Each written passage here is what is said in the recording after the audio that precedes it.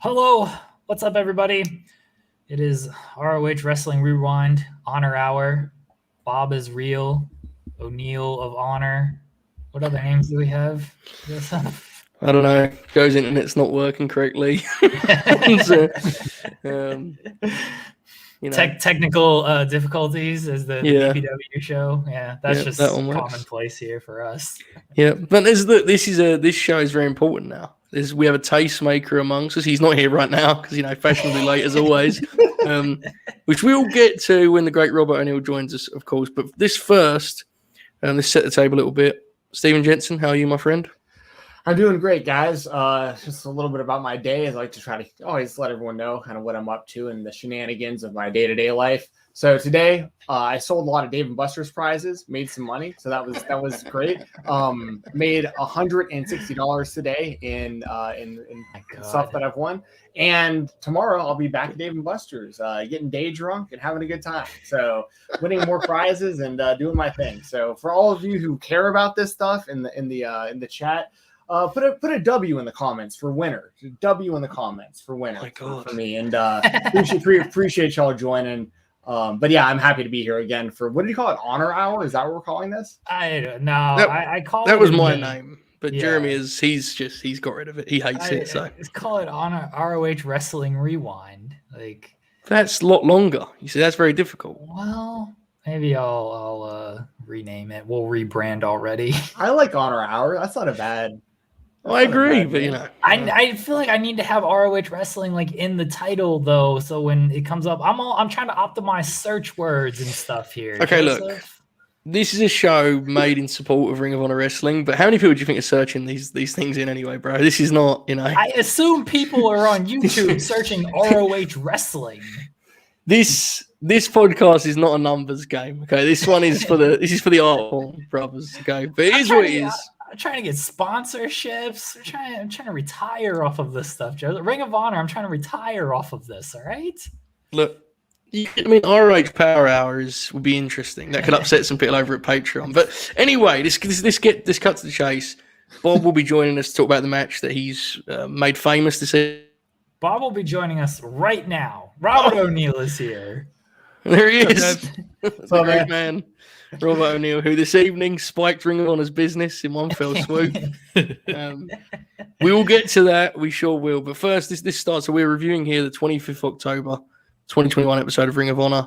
Whichever date that be, that could not be that date for you. It could be on the RH website if you haven't got it locally, all that good stuff. We've covered this before. We'll continue to say you can watch this episode for free on their website. Just to stress that again. This episode had a theme, right? We talked about it last week. The Foundation guys, the Pure. That was the deal here. We started with Tony Depp and Rhett Titus. I would say, before Bob got here, I was like, I'm not sure Bob will have much to add to this one. Fine match. Not fully sure what they were going for in terms of the overall idea. The homicide interaction, interesting. At one point arrived and just began to scream stuff like kick him in the head, which I agree. Yeah. Told Todd Sinclair to mind his own business. But there was this core idea of Deppen trying to, wrestle with Titus, ultimately failing to, and then Homicide's antics getting him the win anyway. Fan of guys, fine match, nothing more in my view. Jeremy Lambert, what say you? I think that was the idea, right? It's violence versus peer, and they started off right away of, hey, they're kind of having a peer rules match, and then Homicide comes out, part of the violence group, and it's like, this group will actually cheat and stuff. They don't give a fuck about this peer stuff. Even potentially the most peer guy, Tony Deppen, is like, yeah, if a chair is going to be there and my guy's out here to help me, I'm going to use it. So I think that was the idea of the match. And how did you feel about the execution of it? I mean, I love Homicide. How did you feel? I love that I'm with you. I love that he just comes out and starts screaming shit. It was interesting. It felt, there was something clumsy about it, but you're right. You're absolutely correct. That was the narrative they were going for. Jensen, how did you feel about this one, pal? I mean, I thought it was a solid match. I thought it was cool how Deppen at one point did the flipping tope, which is Homicide is known for, and like gave him credit for it, and I thought that was cool. But it was a bit awkward, like what y'all were talking about with the chairs and even Todd Sinclair, it's an empty arena. Like, let's keep it real. It's an empty arena. You can hear and see everything. And it's like, of course he used the other chair that was in the ring. Like obviously, like anyone would have put 2 and 2 together. But, you know, at the end of the day, it's like y'all were saying, the point of it was Violence is Forever versus the Foundation, and getting over the fact, like y'all mentioned as well, about Violence is Forever. Like, they don't care about the rules. They were pretty much having a pure wrestling match, and then chair shots what really decided it towards the end there. So, but I do really, I think Tony Deppen, he's been underrated for a long time. Like, I like seeing like all the shine he's getting lately. And Rhett Titus is like totally reinvented himself, because like he like as like this pure wrestler versus like the tag team wrestler Kenny King historically and all that. So I like everything I saw on this, except for kind of the awkward stuff with like the chair and the ref getting distracted. Yeah, not a slight on either guy for sure. It just the production a little bit clumsy, and as you said, this case of the empty setting being an issue, I thought. Bob, your thoughts? Yeah, I mean, I liked it quite a bit before Homicide came out, and it kind of changed the whole match. Yeah, I mean, it was fine. Like, you know, I really liked Rhett Titus being upset that, you know, no one from his group came out to help. You know, that's good stuff. But yeah, I mean, kind of was what it was. Like, I assume, do they not do like the ref gets distracted and they use chairs or whatever a lot? That doesn't seem like something they do a whole ton. So. I have to say they don't do it a lot, but like it's more a case of the reason the Foundation exists is because they kind of did just operate like any other wrestling promotion. So it's a little bit, the narratives are mixed in that regard, but you're definitely supposed to see it as like a pure motivation of fighting to bring it back to Ring of Honor. So that was the right idea. The heel babyface dynamic, it's worth talking about this now with this feud, I think. You know, this is not a conventional, like, Bob O'Neill's black and white tweet here really works, because that's not really what they're going for, right? However, on this episode, it really did feel like the Violence Unlimited guys were like clearly the antagonists to me. Would you say that's because I've not watched as closely as I should have over the last few months. This is part of why we're doing this, but would you say that's a consistent theme, that those guys are the heels if there are heels? Yeah, I know. Is Joseph cutting out a little bit for you guys also? Yeah, mine just sucks. Me. Okay, I just want to make sure that wasn't just me at the moment. Sorry. But yeah, I heard most of what you just said. I think Violence is Forever. That's a different tag team. Violence Unlimited. They're definitely being portrayed more so as the heels. Like there's some shades of gray with both sides, but the Foundation especially, I feel like, has been, because they've been trying to like purify the whole company basically, but they're not doing it in like a super heelish way. They're just doing it by like beating people straight up, like fairly and stuff like that for the most part. So I think looking at it like team versus team, I definitely consider Violence Unlimited as the heels here. Well, with that in mind, folks, again, bear with the internet here. Usually we had good luck recently with the internet connection here at headquarters. That has failed us here on this triumphant Ring of Honor episode, where Bob O'Neill made Ring of Honor famous, folks. Up next, we had a now Brody King. I knew that happened. That's fine. That's Jonathan Gresham and Tracy Williams. A match that Bob gave a critical review that caused just uproar on social media. I'm not even gonna like intro it or anything. I mean, just throw it to Bob and let him tell the story. Yeah, I mean, I was watching the show and I enjoyed the match, and I tweeted, what did I even say? Brody King, Chris Dickinson versus Jonathan Gresham and Tracy Williams from this week's ROH TV was a phenomenal match. Seek it out, and people just lost their minds, man. Like, I tweet about matches I like all the time, and it's never really gone like this before. Like, I guess people are surprised that I watch Ring of Honor. Hold on, wait. So what was the product? But what was the? What were people saying though, Bob? Like, were they like happy you brought this up? Or Jensen, did they disagree? your guy, Emil J, was in O'Neill's mention over this. And was he saying like, hell yeah, that's a dope match? He was like, oh, it feels like people are reacting like it's a bit, but it seems genuine. I'm like, yeah, I just enjoyed it. It was probably like there were a lot of people supporting it, but yeah, it was a lot of like confusion. I think that I watch Ring of Honor, and then there were some people just like, no, I'm not going to watch it. Which whatever, don't reply to them. Yeah, for real. But dude, I'm glad you put that out there on Twitter, though. That's good stuff. So you really enjoyed the match, huh? Yeah, it was a lot of fun. Bob, can you share the engagement statistics that you sent my way, please? Yeah, I actually just pulled it up again. It looks like impressions, we are at 7,700, and total engagements, we're at 278. So a lot of people have been seeing it. So tastemaker, folks. There you go. No, but this was awesome. In all seriousness, you had the role reversal of the first match where the Foundation guys kind of incited the brawl this time round, right? God, the Brody and Gresham stuff in here, man. I mean, if things go as they should, that should be a world title program next year. There's two ways about it. It just should be. The finish where Dickinson almost got himself into trouble a couple of times there, trading holds on the mat with eventually came out on top. And also props to Gresham and Brody. Like the way they were doing the denial of getting in there on the finish was so great, and it went on a long time, and it never felt anything but authentic. Really strong match. Jeremy, your thoughts? Loved it. Maybe not as much as O'Neal, because I didn't tweet how much that I loved it. But yeah, dude, it's 4 really good professional wrestlers, right? Like, and I love all of their styles. My favorite stuff in wrestling, and it's very niche, I guess, but like when people throw strikes and they just kick when they're throwing a strike, you know what I'm talking about? Like I love that as a strike counter when someone's trying to throw a punch and it's like, no, I'm just gonna kick your arm off of this. Yeah, it's very, very small. Like, like it, yeah, but like it's cool to me. Yeah, it's a fantastic match though. Jensen, you on board with this widespread praise we're giving this one? Yeah, this is great stuff. I mean, even the stuff like Gresham does, they were talking about it on commentary during this match. Even the way he kicks out of things sometimes is different. Like if someone isn't like on his shoulders, he won't use all of his energy to like kick out with full force. It'll just like roll. Like, I mean, just little things like that is why I think a guy like Jonathan Gresham is just so kind of next level at what he's doing. And a reason why I want, me and so many others want to see him and Brian Danielson in AEW, a lot of parallels there. Neither guy has a real finishing move. I don't think that's a coincidence that Danielson's doing that. You know what I mean? So like, yeah, top tier wrestlers. I think Tracy Williams is still really underrated. I talked about him a little bit last week during the show.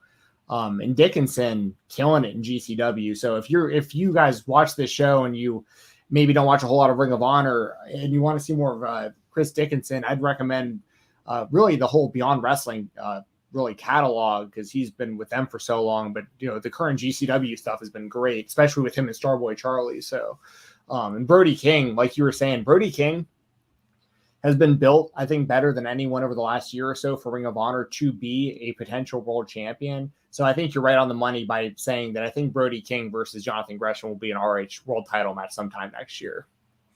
Am I right in saying Dickinson has got a deal with New Japan? I don't know what is because he does wrestle with them as well. So I don't know exactly because I think honestly, and Jeremy may know this better than me, I don't think most of the top used ROH talent is even signed there currently. I think Dickinson is signed to ROH. I'll actually double check it and see. I think Brody is the only signed guy in that faction. Yeah, because I don't think Deppen is. And I think this is by choice, by the way, like the wrestler's choice. I don't think it's anything where Ring of Honor doesn't want to sign them, just for anyone hearing this. I think it's more the freedom, because similar to Dickinson, Tony Deppen is very big in GCW right now as well.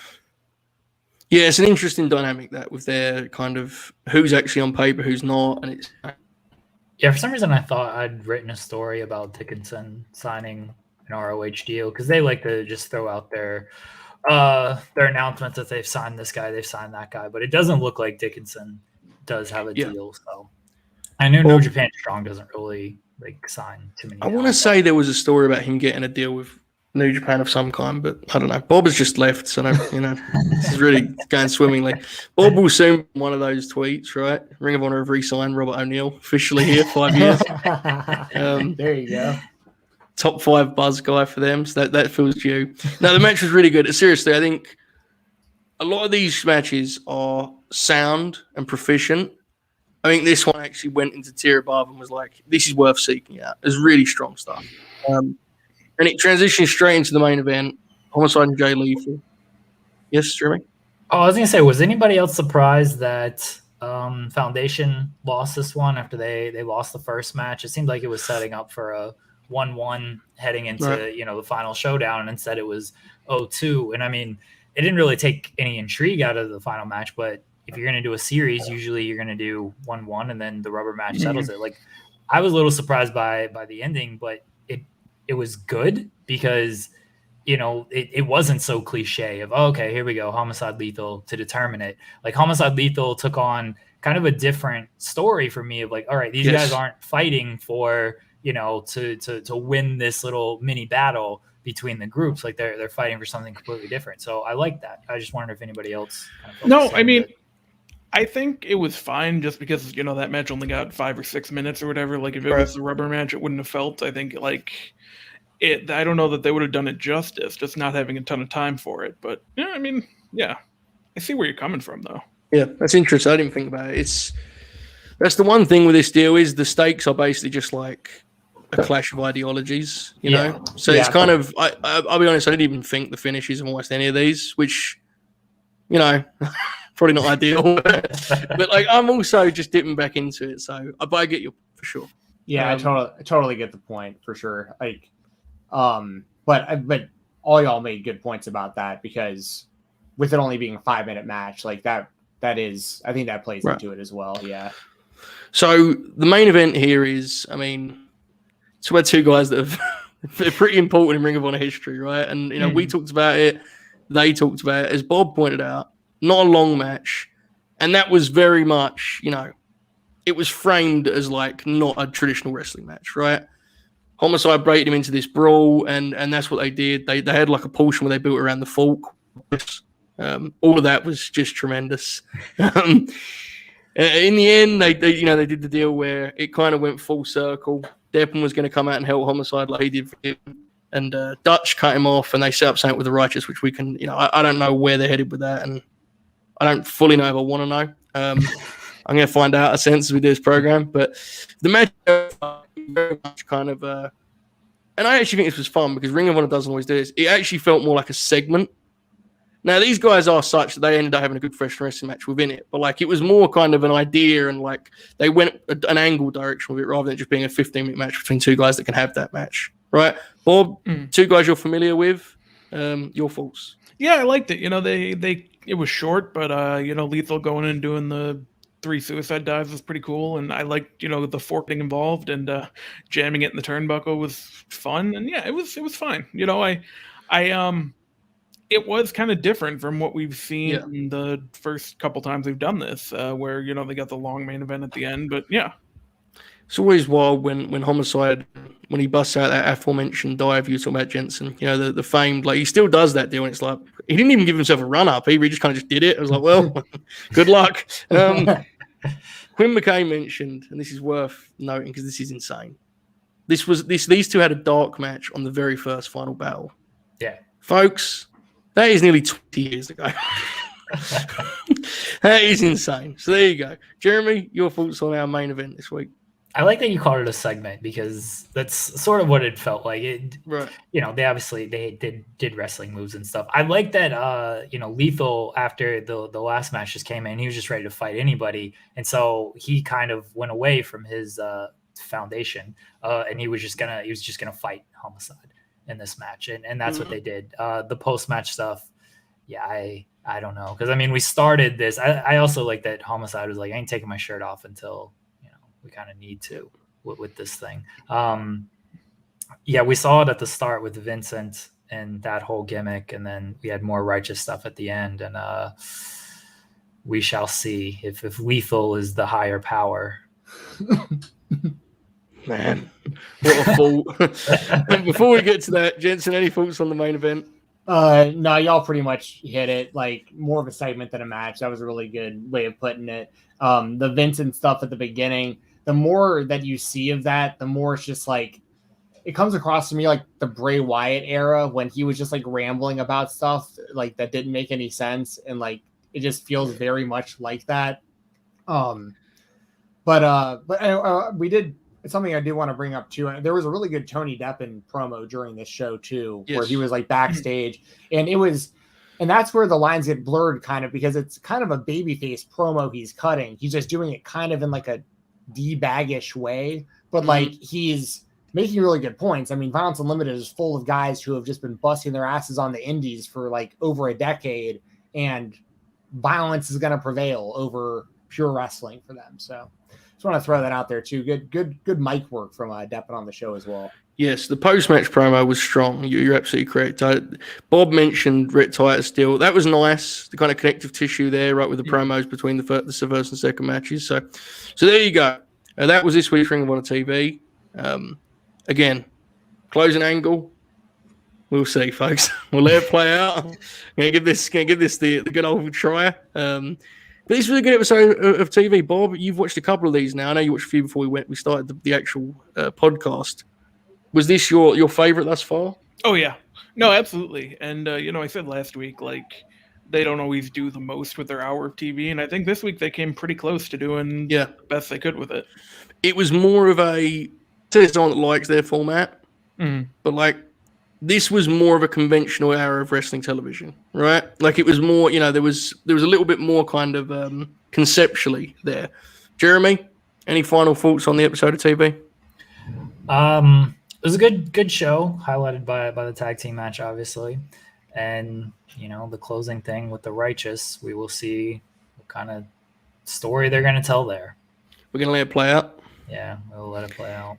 Jensen, Ring of Honor TV, you're Jeremy, for the most consistently as of late. So where does this one rank as of the recent stuff you've seen? It's good. It's pretty par for the course for what I think people should expect when they watch this show. I think the tag team match was really, really good as well. I mean, that was something where this would be an episode I think you might want to show a newer fan to show them really what their current product is all about. So, good stuff. And for anyone getting into Ring of Honor, like this is kind of what to expect. Usually 2 or 3 solid matches, some storyline progression. Everything makes sense that they're doing, and their pay-per-views, I think, deliver in the ring. I wish there was more buzz about the overall product, like we talked about, but like if this is a product I think people can get into and can follow very easily 1 hour a week, and I think this is a good episode to show maybe a newer fan. Yeah, it's worth noting also that if you kind of dive into this and you fall in love with the product, the week by week programming they do on YouTube will be something you can kind of go further into. If you want to just keep it to a nice sustained, contained area of wrestling, you got that too. So it works, in both ways. But okay, folks. Again, apologies for my connection. StreamYard, weird. I don't know. It is what it is. We head to June 2003 now, folks. Now, Jeremy, is the video link in the description for this video? No, I should probably start doing that. That's a good call. I will put that in there right now, actually. Okay, thank you. Night of the Grudges. A card featuring Homicide, of course, naturally. Raven, Punk, Cabana, Joe, Daniels, let's just name a few. This is a very famous match. And when I was rewatching it, I realized it was the match that I kind of thought of when I saw those two names together, which was a relief because, I'm not an expert on this stuff, folks, by any means, but there's one match between these two that people kind of remember very fondly. This is the one. We're about to watch it together. Just a little backstory. Again, folks, if I'm breaking up, my bad. I'm just going to try and fill this in, and then I'll let the folks guide the way through the play-by-play. Styles and London were supposed to team up. London couldn't make the show. AJ picked Amazing Red as his replacement. And that's about as deep as the grudge gets in this particular occasion. It's just kind of him feeling disrespected by AJ in some form or fashion. It isn't a blood feud by any means, even though the title of the show may make you think otherwise. They are wrestling for number 1 contender status. AJ won the NWA title 3 days before this against Jeff Jarrett and Raven. It was a different time, folks. It was a very, very different time. But I think that's about as much context as necessary before we get this thing on the road. Jeremy, I think you should do the countdown in case I break up in the middle of counting 2, 3. So okay, I just posted the link in the chat for everybody, and I've also added it to the video for anybody who watches this on demand. They want to watch along with this. Okay. All right, everybody. 3, 2, 1, play. Here we go. Hey. ROH Throwback Thursday on a Tuesday. It's going to be every week. Hope you'll enjoy that one. I'm looking forward to this because I remember this match. I remember like parts of this match, but I don't remember. I think I remember who wins, but I don't remember 100% for sure. So I'm actually really looking forward to this. And for people who don't remember, like, or maybe weren't watching back then, Paul London was like, yes, he was so good during this time period. Like AJ Styles as well, but he got a ton of shine because like NWA TNA gained a lot of momentum and stuff.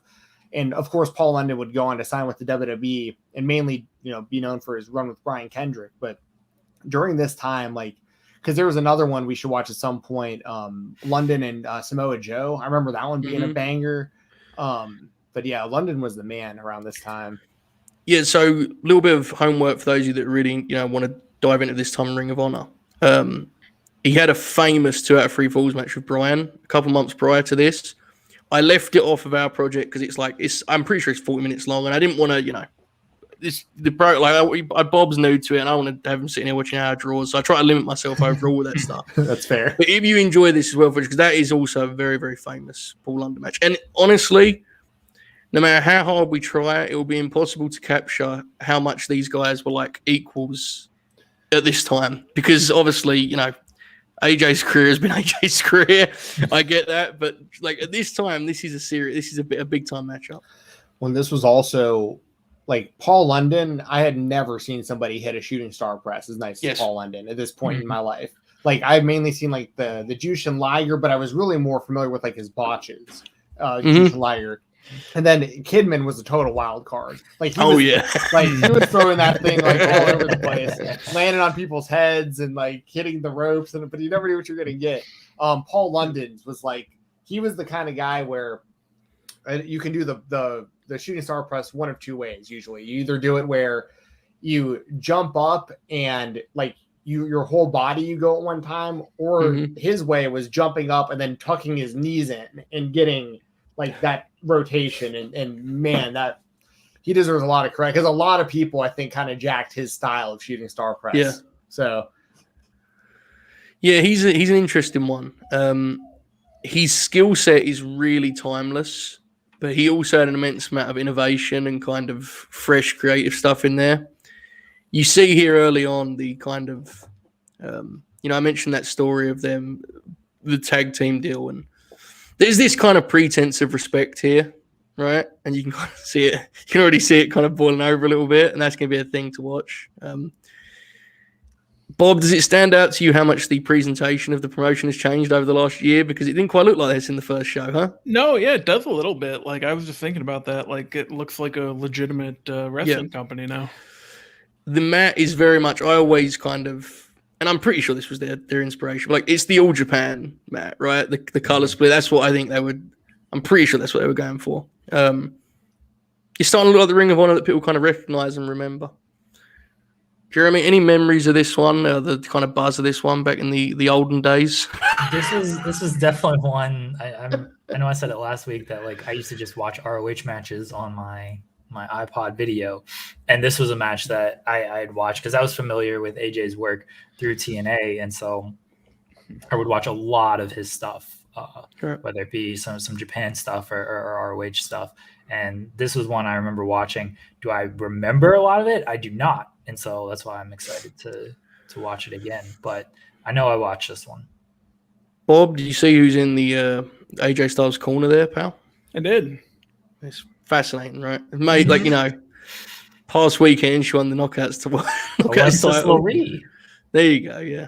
Whatever happened to her, huh? Yeah. I remember when she was on, like, Raven's Flock or whatever. Like, yeah.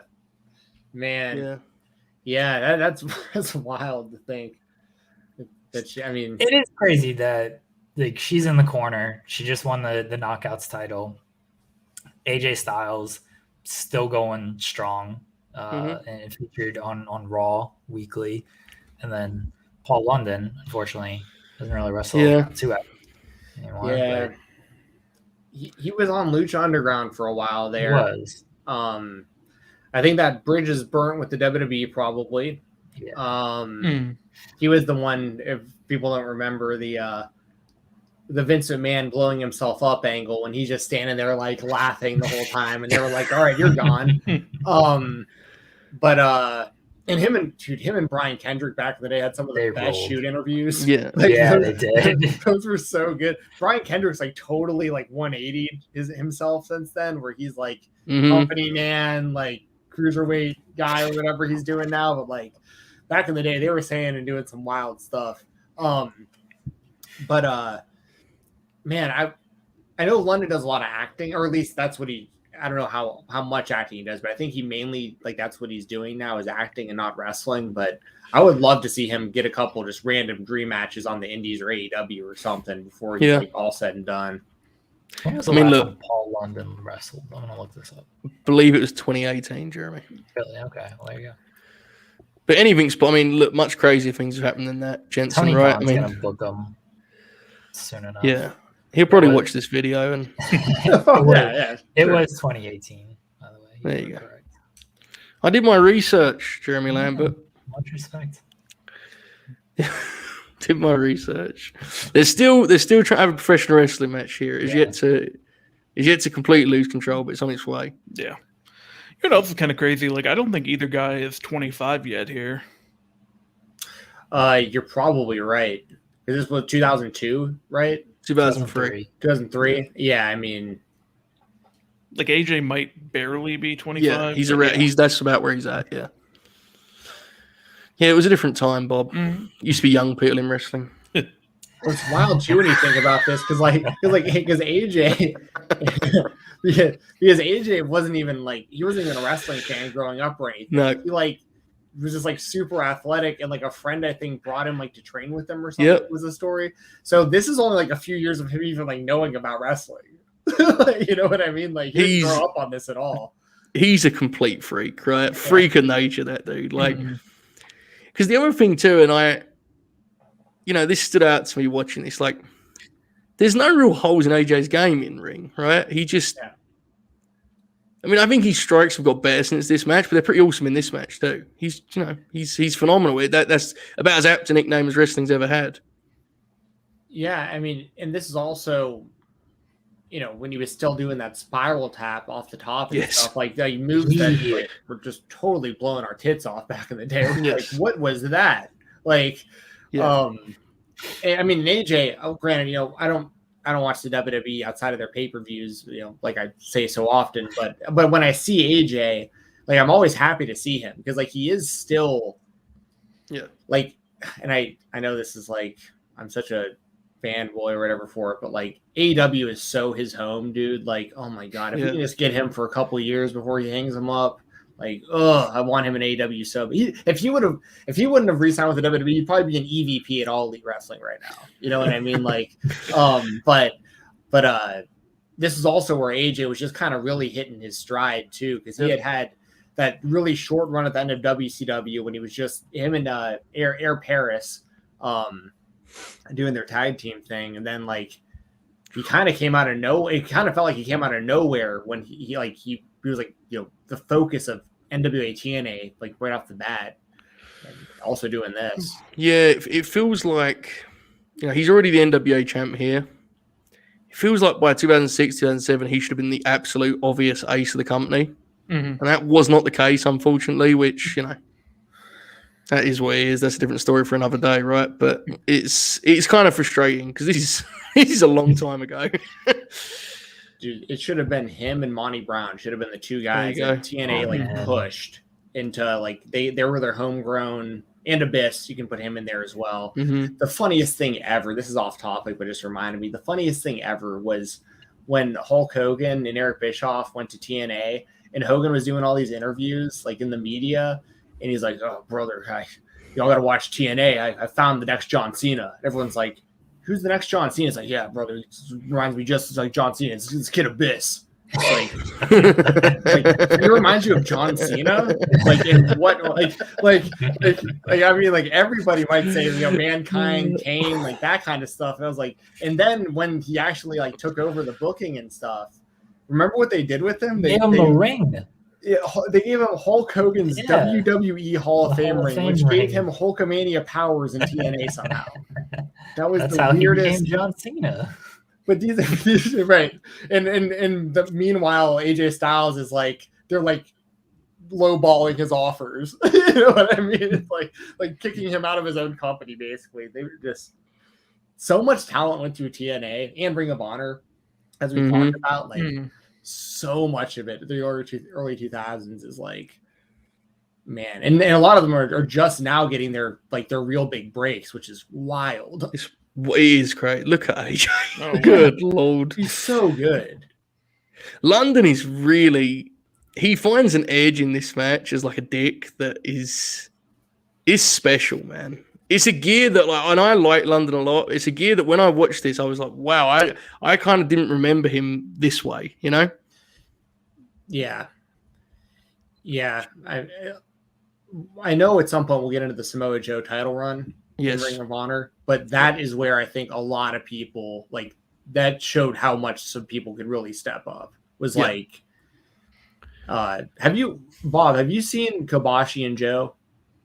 No, I have not. Okay, that's you're gonna love that. Yeah, that's like one of the best matches ever. Like for any company, yeah, you'll lose it, dude. That's so like that kind of had the vibe of Suzuki and Danielson from a couple weeks back, where it was like kind of like an out of body experience, you know?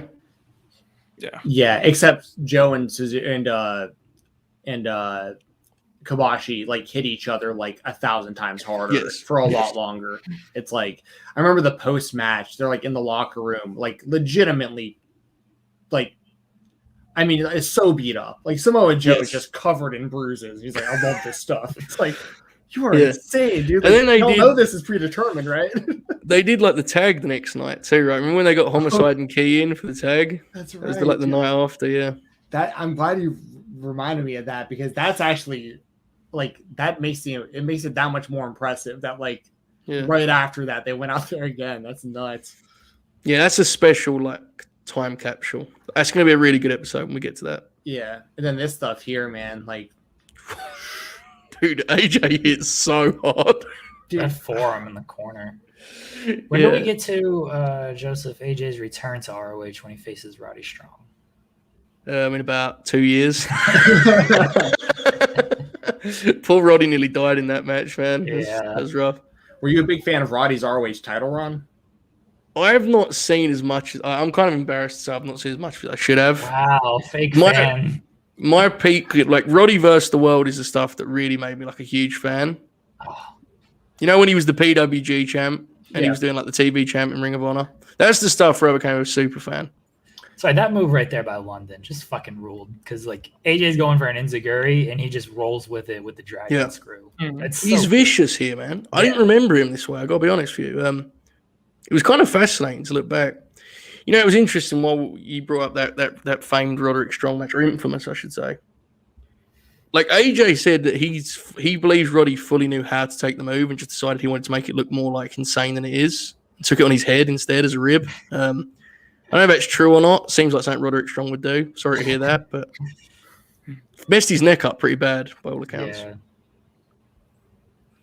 I just remember like that match was because that was AJ's return after the whole TNA stuff, and you mentioned Jensen mentioned like TNA would like lowball him's offer, and that eventually left until it just made me think of AJ's return to ROH and the match. That's Strong. That's an important time in the story of AEW, I think, because I think although the Bullet Club stuff fully feeling alive in Ring of Honor was a big deal. It mattered.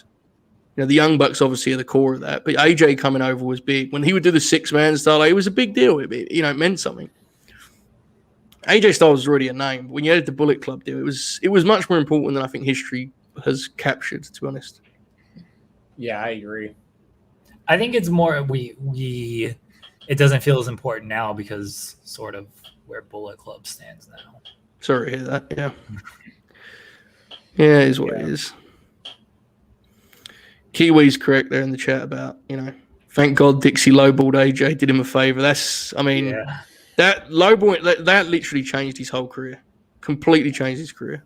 Yeah, because he was so loyal to TNA also. It wasn't like a one-way road where like, it was all, he wanted to stay there. Like he kept re-signing with them. And like, granted, during that time period, going to the WWE was definitely a risk for a guy like AJ, like based on how they were using guys his size, especially if they were made from like other companies. Like I'm sure he had his reservations about going. Right. Like he really, like he did everything he could, it seemed like, to stand in Impact, and they didn't even, if I remember correctly, like they gave him an offer, and it wasn't even like they did, because most places you'll get a raise, like you stay year after year, and like you get more money over time. And they not only like they didn't just like match. No, they cut it in half. They cut it. Yeah, it's like the story is that with you since day one, and like your biggest.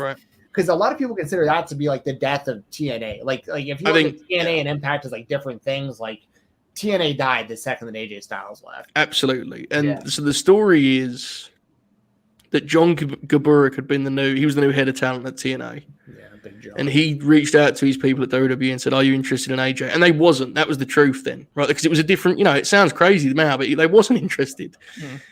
He knew that and took advantage of it, and gave him like offered him half his money or something crazy like that. Crazy disrespectful. And AJ famously bet on himself, went to New Japan. 18 months later, he's at the Royal Rumble as the hottest guy in the whole industry. And that's, listen, folks, there's something to learn from that. No matter where you're at, there's something to that. That's interesting. But, try and only do it if you're like as good at your job as AJ Styles. So probably don't do it, to be clear. I'm not advising anyone to quit their jobs, just to be clear. So it's not actual life advice, just observations from wrestling fans. Yes, full disclosure here. Don't want anyone DMing me tomorrow saying they quit their job because of AJ Styles. Just to be clear. Bob, always love how locked in you are on these watch-alongs. How you feeling about this one so far, pal? Yeah, it's been good so far. I'm kind of waiting for it to like pick up a little bit, but it's been good. I assume that's coming. Yeah. Yeah, no, I think part of the appeal of this one, and yeah, for sure, it'll obviously escalate, but I think there is definitely part of the appeal to this one is that for all of the modern offense on display, it isn't like a match that would be out of place, a generation era prior. There's a lot of core ingredients here that are just timeless pro wrestling. I think people were almost thrown off because it's been a lot of legwork and stuff by London. Yes. And, a knock. I think if AJ did have a knock on him during this time, at least from what I recall, is like, oh, he doesn't have any psychology. He doesn't, work a hold and all of this shit. And like London, Jesus Christ, the way London took that. And like, ROH was a lot of like, oh, they just go out there and they just do cool moves and it's like spots and stuff like that. And the knock would be like, there's no psychology. People just throw that term out there, even if they don't know what it means. And like, so working a leg and everything in this match was sort of surprising to people that they would even go that direction for a portion of that. And this is a bigger topic, and again, probably for another podcast, but the psychology thing is fascinating. Like what that means to some people is just, I don't know what it means to me. A lot of people just take it as going slow, which I mean, God bless, but or working a limb. A lot of people think it's just working a limb. Right. And look, this one certainly has that base covered, right? Yeah. But I think you're right. It was probably an adjustment in some ways. You can see the offense picking up here as we go. And Joseph, I mean, you probably weren't on message boards in 2003. I was actually 5 when this match happened, Jeremy. I'm very young. Were you on message boards when you were 5? No, I was Were you on the DVDR forums with me and Tony Khan? And the Oracle of Wrestling? No, I was not on there with you guys. Yeah, he would know. Like these were the knocks on like the ROH talent. No, I wasn't saying you're 100% correct. I know that's the deal. I just it pops me, it's fun. Right. Like these were the knocks on these guys. Listen, like, man, it's just a bunch of spot fest, and there's no psychology to the history. Was not kind to those criticisms. Because all of these guys changed the wrestling world. I love that move so much. The backflip into the like he'll still bust it out sometimes. Like when he hits it smooth, it just looks so pretty. Yeah, it's an all-time great move. And that was another one where, like, when he started doing that, everyone was like, "What the hell was that?" Like no one was doing stuff like this. Like I remember on some of those message boards Jeremy's talking about, I would go on there and I remember I would like start threads that were like, is Amazing Red better than Rey Mysterio? Like you know what I mean? Because like I would see this stuff that I've never seen before and be like, is anyone else paying attention? Like this is insane what I'm seeing on like LimeWire right now. Like is anyone else watching this? Wrestlingform.com, everybody. That's where I'd frequent a lot of. I just love the pacing of this one. I love how grounded and gritty it feels, even when they do the more expansive offense, you know? Like even here, there's a real sense of fight going on. It's really good. I mean, AJ's great at that. He has such intensity and physicality. He's so good at just bringing an aggression to his matches. Even just then, like for London to get AJ off of the top rope, he was like, it looked like he was like actually punching him in the thigh. Like, exactly. You know, and it all makes sense. And he's been working the leg. I mean, it's like, there you go. God, the shooting star press to the leg. So nice. It is a very beautiful shooting star press. One of my favorite moves, especially when it looks as pretty as that. One of my favorite plays in wrestling anyway is doing something crazy to the limb that you've been targeting. That just rules. That objectively rules, right? Yes. There you go. There was that happened in the New Japan match today that no one will ever watch. What match was it? I hadn't seen it. The IWGP. Great kicks by AJ. The junior heavyweight tag title match. Robbie Eagles and Tiger Mask against Kanemaru and Desperado. It was like a 450 to the leg that I can't remember who did it, but it ruled. Nice. It's always cool. It's always cool. This is tremendous because they've really earned that as a submission finish. Like that's a false finish that people can fully accept and buy because the work has been done. And AJ again, and this is where I can only wonder how high AJ Styles should be on anyone's list. Is like his selling is great in this match. Yeah. That was another knock on AJ. Yeah. It's like, he just doesn't sell. Oh, he definitely in 2003. He was definitely selling in TNA. And just people. Oh, he was. People just wanted to like knock. Yeah, it was just it was the cliche criticism, right? That's just Yeah, exactly. And I mean, you just said AJ being an all-timer. In all honesty, I don't necessarily agree, but I wouldn't have any argument if somebody were to say that they think AJ Styles is the best professional wrestler of all time. Like I really wouldn't argue it. Yeah. I wouldn't either. He's top 5 for me as far as like just my personal like sort of enjoyment and everything. Yeah. And I mean, like I love and his catalog is so good too. I think you get bonus points when you're a guy like that or like a Chris Jericho or something for me when like you can prove it everywhere. Like everywhere you go, you wind up being a big deal, having big matches, having good matches and stories that matter. Like that's the only knock I have on Shawn Michaels. And here's the thing, like Shawn Michaels then so good with the WWE, it's not like he had any reason to ever leave. But like it would have been different for me if I would have seen him in like New Japan or All Japan or like you know what I mean? Like the same everywhere.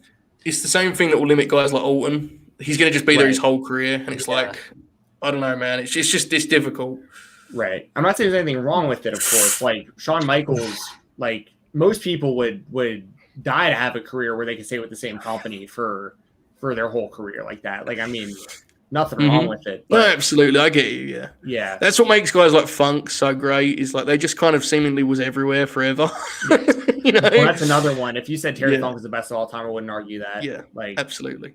Yeah, I love when AJ just yanks guys into the Styles Clash. He just enough with this shit.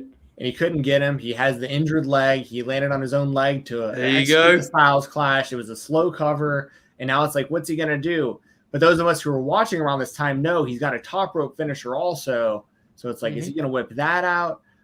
What's Paul London gonna do? What do we got? This is really an interesting wrestling concept that I think is worth having a bigger discussion about after. We're about to get to it here. Here we go. Nice German. Yeah, that's right. Dude, I totally remember that happening. Yes. Now that is a very famous historical because this is very wrestling mad talk I'm about to get into here. But that is an often pointed to finish as an example of limb work having an effect. Now, I think the actual reality is we don't need to watch any of the rest of this. It's just all shenanigans. I believe that the NWA title thing put them in a kind of a corner, is what I believe. Because obviously, there was issues with that.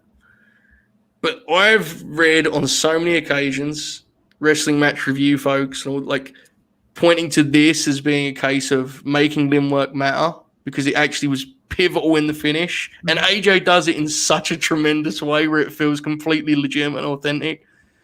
Man, that match really is timeless, right? That's that match could happen any time and it'll rock. Bob, your first time seeing it, where were you at on that one, pal?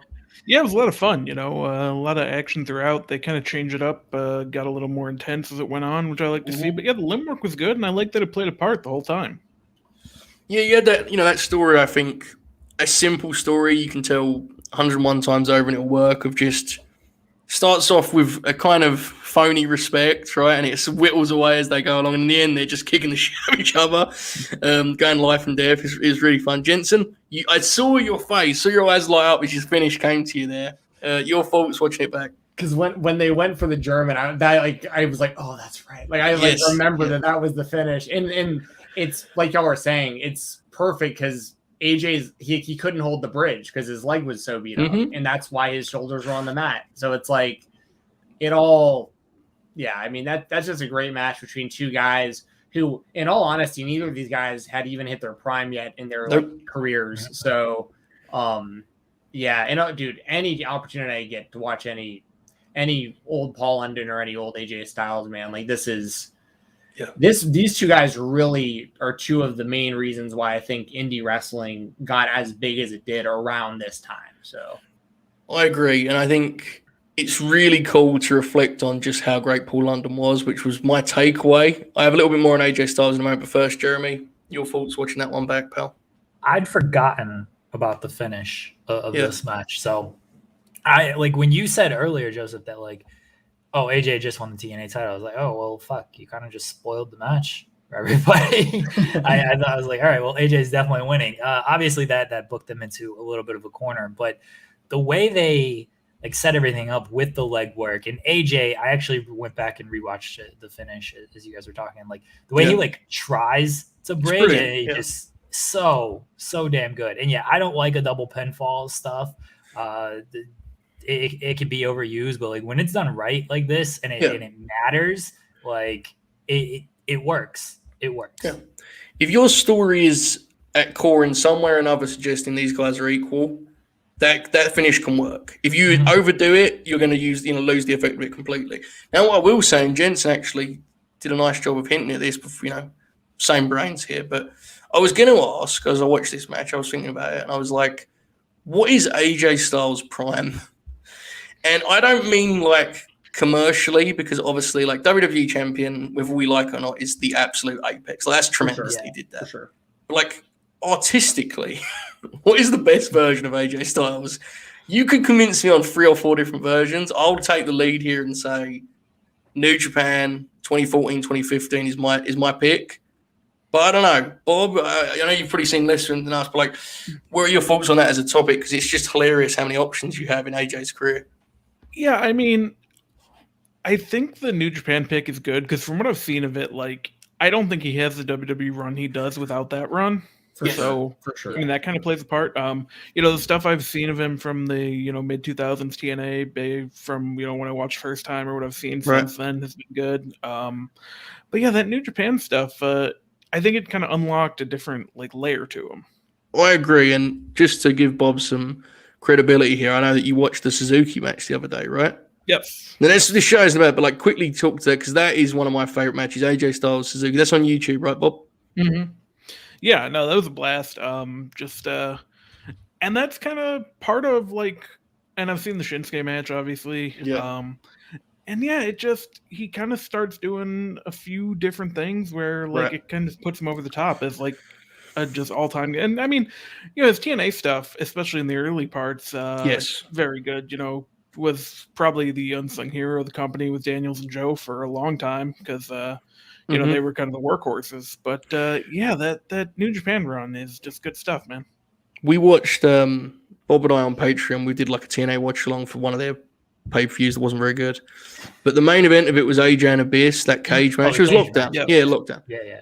And that's got to be one of the greatest performances any wrestler's ever produced. That is just outrageous. But anyway, Jensen, your thoughts on the overall topic of what is the artistic prime of one AJ Styles? Dude, it depends on how you look at it. I think he is at his most complete as a performer during the New Japan run. Yeah. Like overall. But he was, if you look at it from the lens of like watching it live as it was happening, I would say it was like around 2005 because it was like he was so innovative for that time. Right.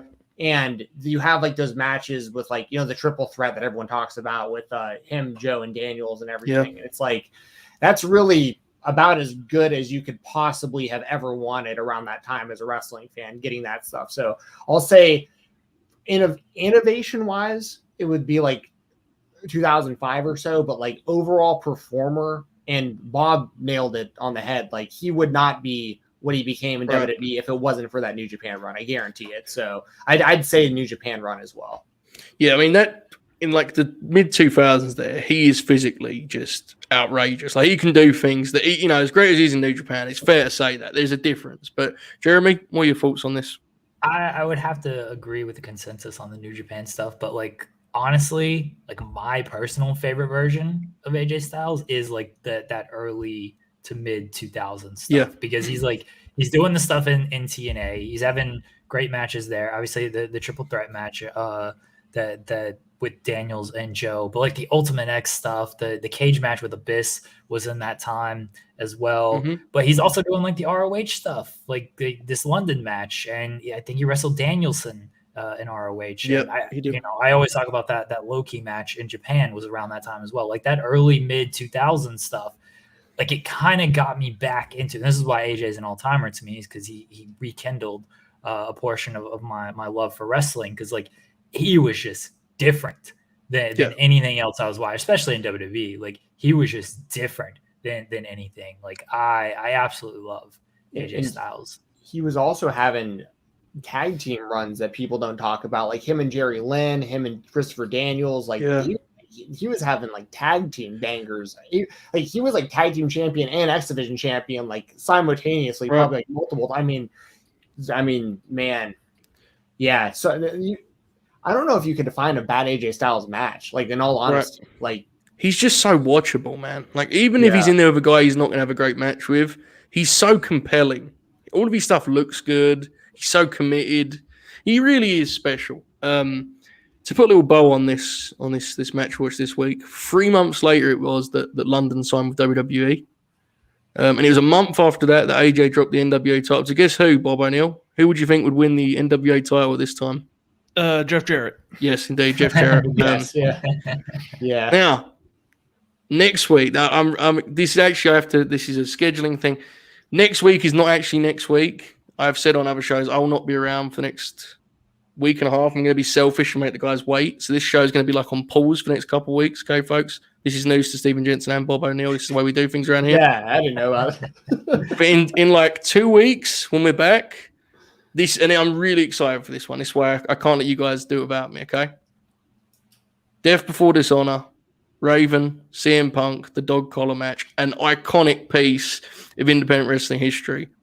Punk's is his birthday today, right? CM Punk? It is. Yeah. He is. I'm sure he's watching. Happy birthday. Happy birthday, Phil. This is one of the most important matches in his career. Seriously, and one of the most important programs and rivalries and all that stuff, and we'll get into it in a couple weeks. But because that bled into TNA also, him and Raven. Yes, like that absolutely. was a multi-company feud, yeah. It was a huge deal. Any memories of that before we depart here, guys?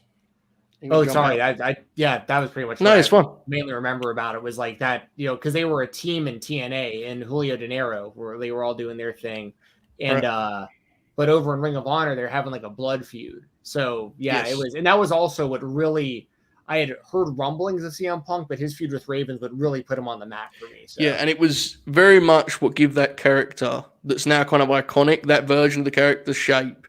Jeremy, any memories of the buzz of this deal before we leave here? I definitely remember it having a whole lot of buzz because, Raven was very well established through his time in ECW and his WWE appearances and everything. And then Punk was kind of that new person, and Punk like brought something out in Raven that we hadn't seen, because obviously his WWE run was kind of what it was, but we hadn't seen since ECW. And like, yeah, I remember this match having a ton of buzz. Bob, have you heard anything about this stuff? Because I know, like, some of it gets lost in translation. Have you heard any of this stuff? Yeah, no, I'm familiar with the feud. Like, I haven't really seen too much of it. I think, did they have a House of Fun match or whatever it was called? I think I've seen that. In TNA. Yeah, they did, didn't they? Or I remember they did a thing where they definitely did a match where it was Raven and someone else, and like CM Punk and Julio De Niro turned on Raven in the House of Fun. I definitely remember that happening. Oh my God. Jensen's incredible, man. What a pull I that do was. remember the House of Fun match in TNA as well. Okay. Well, there you go. We will not be watching that in 2 weeks. Or 2, 3, wherever it will be, folks. You'll get updated via the socials. But speaking of such, Steven Jensen, promote yourself, pal. Taking tonight off. Normally I have a Tuesday night show with my buddy Doug called Live Rounds, but if you want to check out the channel, it's RVD Tito for Life. He's an OG YouTuber. Y'all might remember back in the day, him and his friend Bill used to talk about TNA wrestling. So this is kind of perfect for a show like this. Plug in that. Follow me on Twitter at FightTalk_. FIGHTTALK_ for those hot, juicy, spicy Charlotte Flair takes. And